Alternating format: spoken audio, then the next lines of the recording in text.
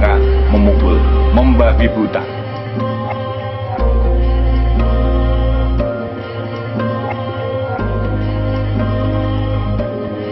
Entah apa yang merasuki Sumani, usia 44 tahun warga Dusun Pandak, Desa Pragu, Kecamatan Sulang, Rembang, hingga tega menghabisi 4 nyawa sekaligus keluarga seniman Ki Anom Subekti di Padepokan Seni Ongko Joyo, Desa Turus Gede, Rembang. Siang hari antara pukul 1 siang sampai dengan 4 sore, Sumani sudah datang bertamu ke kediaman Anom Subekti. Setelah pulang, Sumani datang lagi seusai maghrib berdalih ingin melanjutkan pembicaraan seputar rencana membeli gong. Obrolan berlangsung sampai larut malam. Sekira pukul 11 malam, pemilik rumah pamit tidur dulu, sedangkan Sumani juga memohon izin istirahat di pendopo rumah korban karena gerimis. Saat itulah muncul niat menguasai harta benda korban. Sumani masuk ke dalam rumah, terlebih dahulu memukul Anom Subekti, kemudian anaknya, cucunya, dan terakhir membunuh istri Anom Subekti. Berikut ini petikan wawancara kami dengan Darmawan Budiarto, penasihat hukum tersangka pelaku yang ditunjuk oleh Polres Rembang. Jadi yang disampaikan tersangka Sumani ya, tanggal 3 Februari, hari Rabu itu, dia ternyata dua kali mendatangi rumah korban Pak Subekti. Yang pertama pukul 1 siang hingga pukul 4 sore, yang kedua lepas maghrib sekitar setengah 7 hingga akhirnya dia melakukan pembunuhan tersebut, kurang lebih sekitar pukul 12. Di rumah itu mas, mungkin ngobrol-ngobrol atau apa gitu.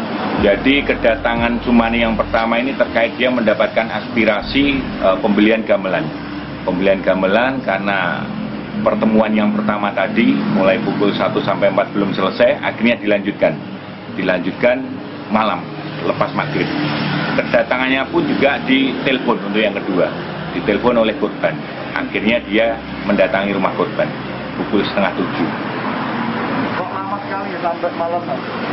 Jadi sempat berbincang-bincang terkait masalah istilahnya kok ini dilarang, artinya terkait pentas itu. Hingga akhirnya pukul 11, kurang lebih pukul 11, korban Pak Bekti pamit istirahat, dan tersangka pun juga pamit ingin bahasanya layeh-layeh istirahat di rumah korban. Akhirnya ketiduran dan seketika terbangun muncullah niat itu. Artinya muncul niat untuk menghabisi dengan harapan untuk mendapatkan harta benda milik korban. Jadi memang tujuannya bukan mencuri, akan tetapi membunuh dulu baru mendapatkan harta benda milik korban. Itu yang disampaikan waktu pemeriksaan tersangka. Artinya memang dipukul dulu aja? Dipukul dulu. Jadi korban pertama Pak Bekti dipukul sebanyak 3 kali. Di saat pukulan kedua sempat menyampaikan sempat menjerit waduh gitu, bahasanya korban gitu. Baru ketiga meninggal. Setelah itu yang dieksekusi, yang dipukul anak bawaan dari istrinya, Putri Purwati, dipukul sebanyak 2 kali. Yang ketiga baru cucunya, Galuh Lintang itu, sama, sebanyak 2 kali. Setelah itu tersangka melihat korban keempat, Putri Purwati terbangun dan melakukan perlawanan, akhirnya mendorong. Waktu itu tidak memegang kayu balok, tapi dengan menggunakan tangan kosong mendorong korban Tri Purwati hingga akhirnya tersungkur di kasur.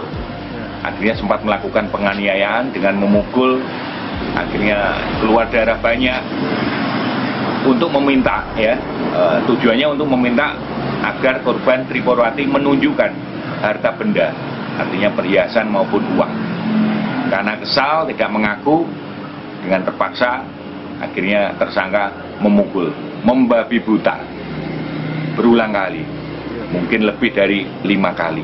Setelah korban meninggal mas, aksi yang dilakukan tersangka? Setelah korban meninggal akhirnya tersangka berusaha memperoleh harta benda, dan itu yang didapat. Didapat uang kurang lebih sekitar 7 juta, anting-anting cincin, ya, perhiasan yang lainnya, jadikan pada bukti kemarin.